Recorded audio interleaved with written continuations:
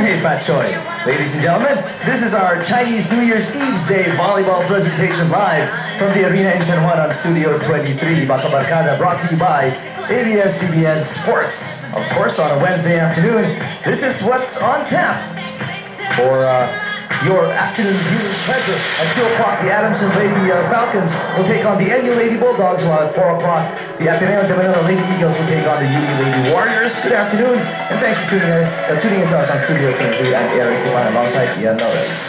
Good afternoon, everybody, and Hey Fat Choi to everyone. And again, like what we said, barely 3 weeks to go to end the season, and all the wins right now, and all these teams really want to get the wins to get into the Final Four. And these two teams really have a chance to make it there, especially AdU. So this is a very important match for these two teams. Definitely do or die for National University. Yes. As we take a look at the team standings, you will see that AdU quite a few games away from Adamson. If Adamson wins today, it's them sealing the Final Forecast. But if AdU wins today, they still have a chance of making it. That's right. Let's focus on Adamson and Ateneo. So far, they have ensured themselves of that Final Four slot with the magic number of 7 wins. Both of them have it. But look who's under them. It's National University, although they're in 5th right now, but it's a 3-game difference, so it's quite big. And basically you have 3 or 4 games remaining. So what should happen is that AdU should win all of their games, and either Adamson or Ateneo lose all of their games. So it's not in the hands of AdU right now, not all of it anyway. Let's revisit the first meeting between Adamson and National University, where of course Adamson won in 4 sets, AdU taking the first, but Adamson coming back to wrap it up. That's right, Adamson again winning this one in 4 sets, like what you said. This happened December 19, this their first meeting. And of course, you've got great performances by the veterans, Angela Binting and Pao Soriano. Also, Kilog helped out in that match. Also, Sheila Pineda performing very well. For the side of AdU, again, this is one of the losses. So far, AdU has had 3 straight losses, so that really hurts their campaign, especially here in the second round.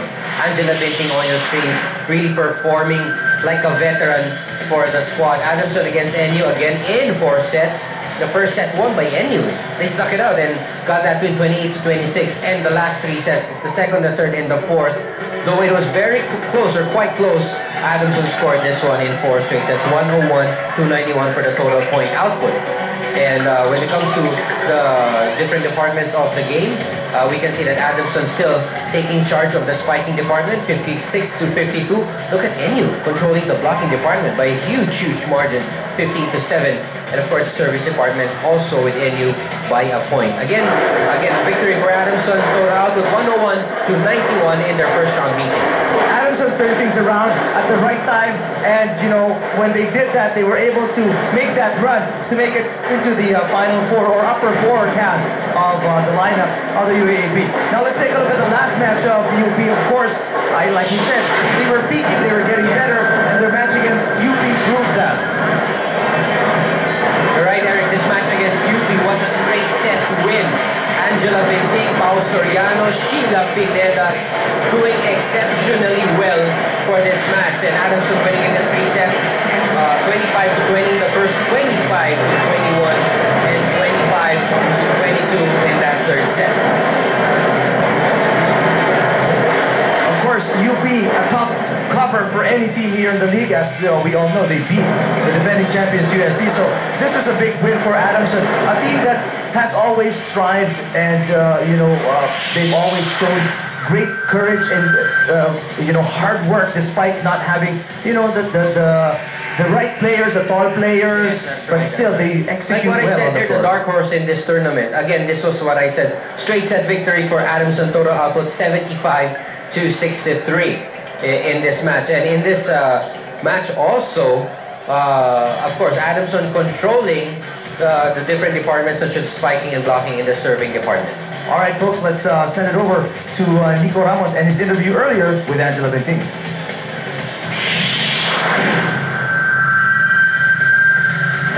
Angela, you guys are going through a turnaround. Nagkaroon kayo ng losing streak. Ngayon, you guys are riding a 2-game winning streak. What's the difference for the team mentally? Iba po kasi kung lahat po ng teammate ko, saka ako, sumusunod sa loob ng court. Pati cooperate po sa mga lahat ng sinasabi ng coaches namin.